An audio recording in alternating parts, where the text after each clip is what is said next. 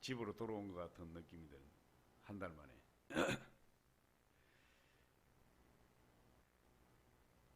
이제 6장 6장 앞부분에 이제 보니까 천사들이 천사의 날개가 여섯으로 두 날개로는 얼굴을 가지고 두 날개로는 발을 가리고 두 날개로는 이제 날면서 이제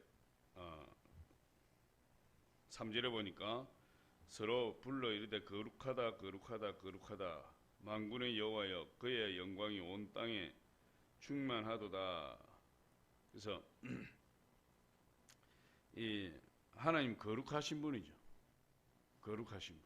그래서 하나님 우리에게 원하는 것은 거룩함을 이제 원하는 거예요. 그래서 죄가 있으면 하나님 역사가 없어요.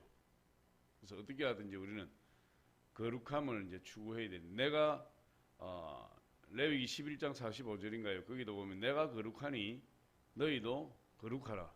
그렇게 이야기해요. 그래서 능력이 하나님의 능력이 거룩함을 통해서 나타난다. 하나님 기뻐하심도 우리 거룩할 때 하나님 기뻐하시는. 그래서 이제 죄 문제가 이제 우리에게 있는 것인데 우리 그리스도인들도 이 죄 문제를 아주 쉽게 생각한다. 쉽게. 그래서 뭐 크든 작든 죄를 많이 짓고 그걸 또 이제 주님 앞에 나와서 회개하고 이제 주님이 또 용서해 주시고 그렇게 이제 하는 거죠.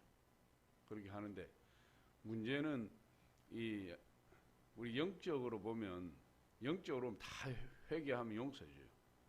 그래서 아무리 흉악한 죄인도 주님 앞에 나오면 주님 용서해 주시고 죄 없다 이렇게 말씀을 하신다 이 말이죠. 근데 문제는 그것이 이제 이 땅의 삶 가운데 그것이 우리 생활을 자꾸만 이 문제를 일으킨다. 예.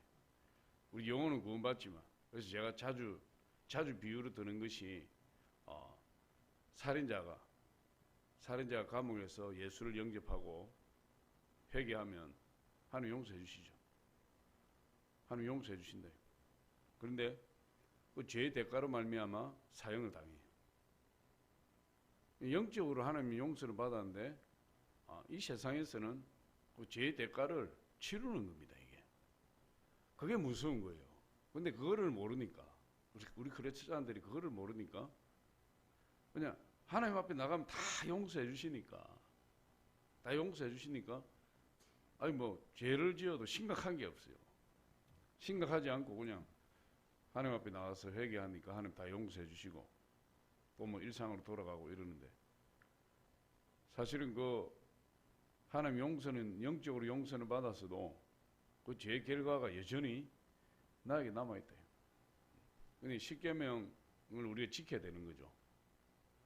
십계명을 지켜야 되는데 그 십계명을 어기고 살인도 하고 도둑질도 하고 이렇게 살아가는 사람이 주님 앞에 나와서 회개하고 용서받고 그렇게 살면 그 사람이 이 세상의 삶이 잘 되냐 이 말이지. 이 세상의 삶이 잘 되냐고. 살인자가 도둑놈이 안 되잖아요. 잘 안 되잖아. 왜 그렇습니까? 죄는 하나님 앞에 용서받았지만 그 죄에 대한 이 세상에 사는 동안에 죄에 대한 결과는 책임져야 될 부분이 있다 이 말. 그럼 그게 이제 죄가 쌓이면 그런 부분들이 쌓이는데 인생이 자꾸만 꼬일 수밖에 없는 거예요. 인생이 자꾸만 꼬이고 인생이 안 풀어지는 거지.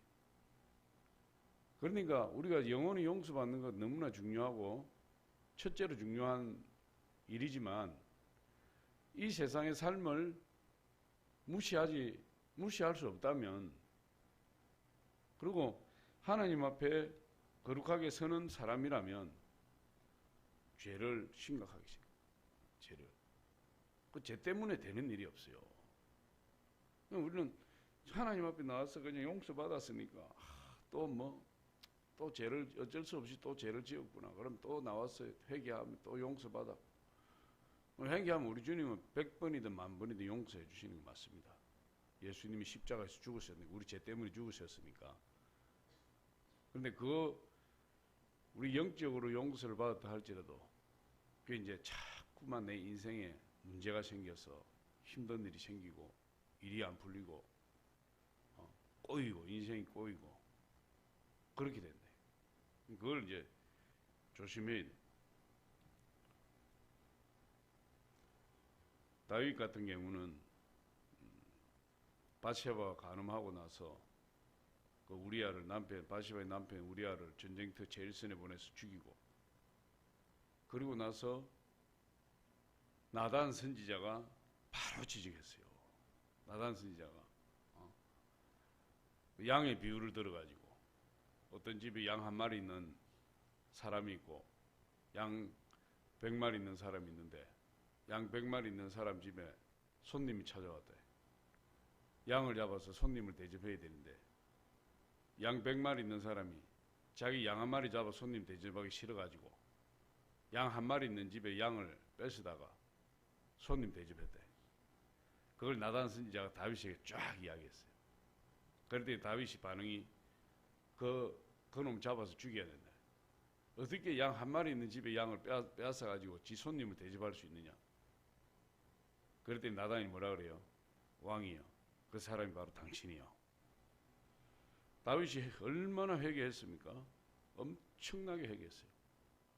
다윗이 위대한 사람이에요. 그걸 지적받고는 바로 하나님 앞에 눈물을 흘리면서 회개했대. 하나님 용서해 줬대. 그런데 그 결과로 그 집안에 칼이 끊이지 않아요. 그 자식들이 엄청나게 죽임을 당하고 집안에 문제가 일어나 풍파가 끊이지 않는 그런 집안. 그러니까 이제 우리 성경을 읽으면 그런 부분이 이제 잘 보여야 돼. 그런 부분. 오늘도 보니까 6절에 뭐 조금 다른 내용인데, 그때 거룩하다 했던 그 천사 중에 하나가 서랍의 천사죠. 그때에 6절에 그 서랍 중 하나가 부젓가락으로 제단에서 집은 바 핀 숯을 손에 가지고 내게로 날아와서 7절에 그것을 내 입술에 대며 이르되 보라, 이것이 내 입에 닿았으니 내 악이 지하여졌고 내 죄가 사하여졌느니라. 그래서 이사야 선지자에게 서랍 중에 하나가 숯불을 가지다가 입술에 대었다. 입술을 찢어버린 거죠. 이게 어떻게 보면 붉은 숯불을 입술에 대니까 입술이 뭐 찢어진, 입술이 뭐 찢어진 거지, 찢은 거. 그러니까 죄가 사해졌다 이렇게 이야기를 하고 있어요. 뭐 이게 제사함의 어떤 하나의 성례식이다. 제사함의. 그래서 그렇게 해서 이사야 선지자가 사제의 확신을 딱 가지게 된 겁니다. 천사가 천상에서 더군다나 그렇게 제사함의 의식을 치러준 거죠. 8절에 내가 또 주의 목소리를 들으니 주께서 이르시되 내가 누구를 보내면 누가 우리를 위하여 갈꼬 하시니 그때 내가 이르되 내가 여기 있나이다 나를 보내소서 하였더니, 이제 하나님 부르심이죠. 내가 누구를 보내며 누가 우리를 위하여 갈꼬. 그래서 지금 내가 또 주의 목소리를 들으니 주께서 이르시되 내가 누구를 보내며 누가 우리를 위하여 갈꼬. 삼위일체 하나님, 그리고 우리가 욥기에도 보니까 어전회의가 열리듯이 이 하늘에서는 어전회의가 이렇게 열리는 겁니다. 그 소리를 누가 들은 거죠? 죄사함을 받은 이사야 선지자가 들은 거예요. 이사야 선지자. 하나님이 내가 누구를 보내면 누가 우리를 위하여 갈꼬, 그렇게 이야기하는 것을 이사야 선지자가 듣고 그때에 내가 이르되 내가 여기 있나이다 나를 보내소서 하였더니, 그래서 죄 씻음 받은 감격, 죄 용서를 받은 감격, 그게 우리가 원죄에 대한 사죄의 확신, 그걸 이제 가져야 되는 거예요. 예수님이 십자가에서 내 모든 원죄, 그 죄를 다 용서해 주셨다. 그 제사함에 대한 확신을 강하게 가지면 하나님 부르심 받는 거죠. 그래서 그런 사람이 하나님 말씀에 반응하는 겁니다. 그런 사람. 하나님 부르심에 뭐 아무나 반응하는 것이 아니고 죄 사함의 확신을 딱 갖게 되면 하나님 부르면 바로 반응해요. 그래서 이사야 선지자가 내가 여기 있나이다. 나를 보내소서. 그래서 하나님의 음성을 딱 들으니까 어떻게 됩니까? 마음이 뜨거워져 버려요. 죄 용서 받은 사람은 하나님의 음성을 들으면 마음이 뜨거워져 버려요. 그래서 하나님 말씀하시면 어디든지 가겠습니다. 하나님 말씀하시면 제가 불 속에라도 들어가겠습니다. 죄 사함을 받은 사람에게 나타나는 현상이에요. 그런 사람은 마음이 뜨거워지니까 어떻게 됩니까? 하나님 앞에 순종하는 거예요. 이게. 죄 사함에 확신이 없는 사람은 순종이 안 돼요. 이게 뚜렷하게 구분이 돼. 아무리 열심히 다녀도 아니에요. 이게. 제가 이렇게 보면 아무리 교회 열심히 하는 척해도 사람이 보는 것과 하나님 보는 게 달라. 이게요. 하나님은 그 중심을 보시는 거예요. 중심을. 그래서 가장 기본적인 게 뭐냐? 가장 신앙생활의 가장 기본이 뭐냐? 주일 성수하고 11조예요. 죄산 받은 사람은 그거를 목숨처럼 지키려고 해요.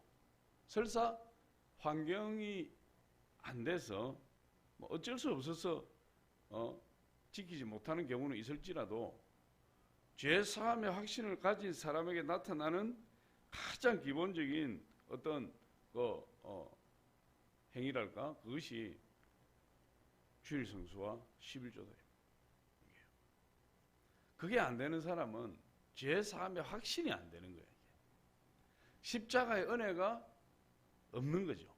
십자가의 은혜. 십자가의 은혜에 사로잡힌 사람은 뭐 그 두 가지만 하겠습니다. 그 두 가지는 기본 중에 기본이고 온전히 주의 몸된 교회를 위해서 헌신해 버린다. 하나님 위해서. 근데 이게 참 주일 성수가 안 되는 것은 그 하루가 무슨 일이 생겨서 주일 성수가 안 되는 것이 아니라 근본적으로 보면 죄사함의 확신이 없다. 죄사함의 확신이.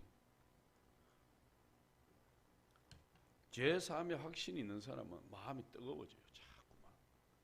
십자가의 은혜를 경험한 사람은 마음이 뜨거워져요.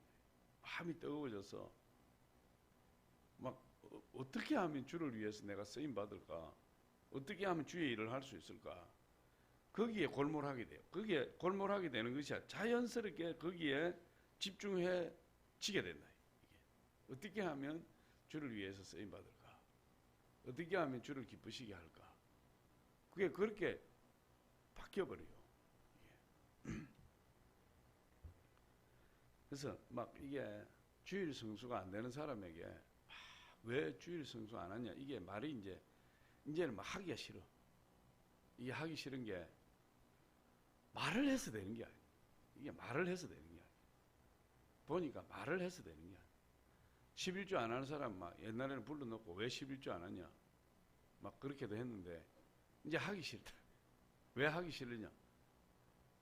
깨닫지 못하는 사람에게는 말을 해줘도 오히려 삐끼기만. 확신 없는 사람한테 이야기해주면요. 오해를 해. 자꾸. 오해를 해가지고 삐끼해버려. 나한테 왜 그러세요? 이런 표정이 있잖아요. 나한테 왜 그러세요? 그래서 막 크게 이렇게 이야기해 줄 필요가 없구나. 왜 그러냐? 못 깨달으니까. 이야기해도 못 깨달으니까. 그래서 하나님이 하셔야지 깨달아야 깨닫는 마음에 기영된 마음의 씨앗이 뿌려져야 열매를 맺는 거지. 돌짝밭이나 길가밭이나 가시밭길에 아무리 씨앗을 많이 뿌려도 씨앗이 열매를 맺는 것이 하나도 없다. 그래서 안 되는 거예요. 이게 그래서 이제 막 아이고 이제 그런 말을 이제 개인적으로는 건면 안 해야 되겠다. 개인적으로는 불러서 건면하고 이랬던 거는 이제 나도 절제해야 되겠다. 해봐야 안 되니까. 해봐야 안 되니까. 봉사 좀 하세요. 하나님 좀 잘 믿으세요. 되냐고. 안 되더라니까. 그런데 성령 받고 깨달으면 하지 마라 해도 자기가 해. 하지 마라 해도. 근데 문제는 그거지. 안 되는 사람 불러가지고 막 어떤 때는 토닥거렸다가 어떤 때는 야단쳤다가 해봐야 괜히 사람만 이상해지고 변하는 게 하나도 아예 안 변한다. 이사야 선지자는 딱 죄사함을 받고 하나님 만나니까 확 변해버린다. 확 변해버린다. 내가 여기 있나니 나를 보내소서. 제가 가겠습니다. 구절은 여호와께서 이르시되 가서 이 백성에게 이르기를 너희는 듣기는 들어도 깨닫지 못할 것이요 보기는 보아도 알지 못하리라 하여 이 백성의 마음을 둔하게 하며 그들의 귀가 막히고 그들의 눈을 감기게 하라. 염려하건대 그들이 눈으로 보고 귀로 듣고 마음으로 깨달아 다시 돌아와 고침을 받을까 하노라 하시기로. 그래서 이제 사명을 주는 거죠. 이 백성에게 가서 외치라는 거죠. 너희는 듣기는 들어도 깨닫지 못할 것이요 보기는 보아도 알지 못할. 깨닫는 마음, 보는 눈, 듣는 귀를 주시옵소서. 그게 복이에요. 할렐루야. 하나님 깨닫는 마음을 주시고 보는 눈과 듣는 귀를 주시옵소서. 그런데 하나님은 죄인들에게 그걸 막아버린다는 거예요. 그걸 막아버리면 어떻게 되죠? 구원을 받을 수가 없죠. 구원을. 그러니까 하나님 모든 사람이 다 구원받기를 원하시는데 왜 이사야 선지자를 보내서 이렇게 하느냐? 하나님이 이렇게 말씀은 이렇게 하시지만은 죄인들은 깨닫는 마음과 듣는 귀와 보는 눈이 없다 이 말이에요. 죄인들은 그걸 역설적으로 하나님이 안타까워하는 거죠. 어떻게 보면 반어법을 쓰는 것일 수도 있어요. 그러면서 뭐라 합니까? 10절에 이 백성의 마음을 둔하게 하며 그들의 귀가 막히고 그들의 눈에 감기게 하라. 염려하건대 그들이 눈으로 보고 귀로 듣고 마음으로 깨달아 다시 돌아와 고침을 받을까 하노라 하시기로. 그래서 이 하나님의 본심이 아니죠. 이게 하나님 본심이 아니고 죄인들이 돌아와 고침을 받을까 하노라 이렇게 말씀은 본심이 아니고 죄를 지었기 때문에 이 백성이 이스라엘 백성이 죄를 지었기 때문에 그들이 깨닫는 마음이 없고 보는 눈과 듣는 귀가 없다 이 말이에요. 죄를 지었기 때문에 그렇게 이야기하는 거예요. 역설적으로 이야기하는 거예요. 아니 하나님 한 사람이라도 지옥 가는 사람 모든 사람이 다 진리를 알고 진리를 깨닫고 구원받기를 원하시는 분이 하나님이시잖아요. 더군다나 이스라엘 백성인데 죄를 지으면 하나님 심판이 오는 거예요. 심판이. 그게 문제다. 11절에 이사야가 하나님 앞에 질문합니다. 내가 이르되 주여 어느 때까지니까 하였더니 다시 말해서 깨닫지 못하고 보지 못하고 듣지 못하게 하는 그 하나님 심판이 어느 때까지 임할 것입니까? 이렇게 이제 질문을.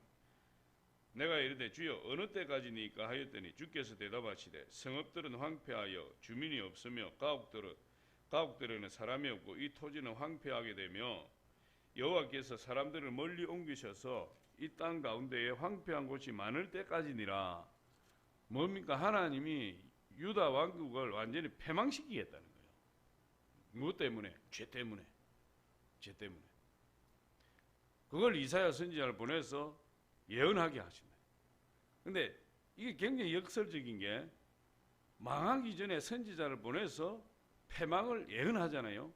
그건 회개의 기회를 주는 거예요. 이게. 선지자가 하나님 선지자들을 보내서 막 예언을 심판 예언을 하고 막 하나님께서 막 징계 예언을 하시고 막 하잖아요. 그건 왜 하나님 왜 그러시는 거죠? 빨리 회개하고 돌아오라는 기회를 주는 거예요. 기회를. 할렐루야. 어떻게 보면 제가 막 불러서 왜 주일 성수 안 합니까? 왜 11조 안 합니까? 왜 신앙생활이 그렇습니까? 이렇게 할 때는 그게 뭐죠? 회개하고 돌아와야 될 때라는 거지. 그게. 근데 그걸 안 한다 이면 완악한 사람들은 그거를 우습게 여겨버리고 오히려 선지자에게 반감을 가지듯이 목사님에게 반감을 가지고 싫어하고 심한 경우에는 교회를 떠나버린다. 교회를. 그러니까 똑같은 거죠. 이사야 선지자가 너는 가서 그렇게 심판을 예언해라. 막 심판을 예언하는 것은 지금이 회개할 때요. 지금이 돌아올 기회다. 그걸 지금 하나님 사랑 때문에 그렇게 하는 거예요. 왜 그 사랑하는 예루살렘 도성에 있는 남유다를 왜 패망시키겠어요? 하나님 자녀들을 더 잘되게 하고 축복하시기 위해서 안타까운 마음에서 역설적으로 심판을 예언하는 겁니다. 그래서 깨닫고 고치면 하나님이 그 심판을 취소시키는 거예요. 그런데 깨닫지 못하고 계속해서 악을 저지르게 되면 결국은 망하게 된다. 14절에 그래서 12절에 여호와께서 사람들을 멀리 옮기셔서 11절에 보니까 성읍들이 황폐하고 토지가 황폐하고 가옥들은 사람이 없고 다 심판받은 거죠. 그리고 여호와께서 사람들을 멀리 옮기셔서 이 바벨론 포로를 이야기하는 거죠. 멀리 옮기셔서 이 땅 가운데 황폐한 곳이 많을 때까지니라. 그래서 깨닫고 빨리 돌아오라는 거죠. 13절에 그 중에 10분의 1이 아직 남아있을지라도 이것도 황폐하게 될 것이나, 그러니까 10분의 1, 10분의 9를 황폐하게 만들어버리고 10분의 1이 남았을지라도 아직도 하나님의 심판이 끝나지 않았다. 그것도 완전히 하나님 도말할 것이다. 밤나무와 상수리 나무가 배임을 당하여도 그 거루터기는 남아있는 것 같이 거룩한 씨가 이 땅의 거루터기니라 하시더라. 근데 그렇게 심판 가운데서도 심판이 하나님이 온 나라에 심판이 임하는 가운데서도 끝까지 하나님 붙드는 사람이 있다. 그 사람이 거루터기예요. 그 사람이 거룩한 씨예요. 하나님은 그 사람을 통해서 다시 회복시키신다. 이게.